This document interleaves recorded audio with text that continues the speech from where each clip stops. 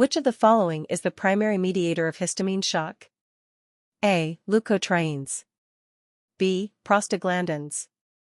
C. Histamine. D. Bradykinin. Answer: C. Histamine. What is the most common trigger for histamine shock? A. Bacterial infections. B. Allergens, e.g., foods, insect stings.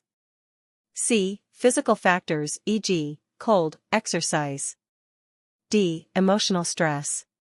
Answer: B. Allergens, e.g., foods, insect stings. Which of the following is not a typical symptom of histamine shock? A. Hives or rash. B. Wheezing or shortness of breath. C. Abdominal cramps. D. Hypoglycemia. Answer: D. Hypoglycemia. What is the initial treatment for a patient experiencing histamine shock? A. Oral antihistamines. B. Intravenous corticosteroids.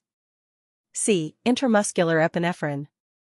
D. Intravenous fluids. Answer: C. Intramuscular epinephrine. Which of the following statements about histamine shock is true? A. It is a mild and self-limiting condition. B. It can be life-threatening if left untreated. C. It only occurs in individuals with a history of allergies. D. It is caused by an autoimmune reaction. Answer: B. It can be life-threatening if left untreated. Which of the following organ systems is not typically affected in histamine shock? A. Cardiovascular system. B. Respiratory system. C. Gastrointestinal system. D. Central nervous system. Answer: D. Central nervous system. What is the mechanism by which epinephrine counteracts the effects of histamine in histamine shock? A. It inhibits the release of histamine from mast cells and basophils. B. It blocks the binding of histamine to its receptors.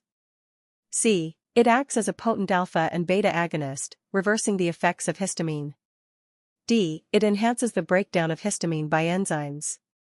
Answer: C. It acts as a potent alpha and beta agonist, reversing the effects of histamine.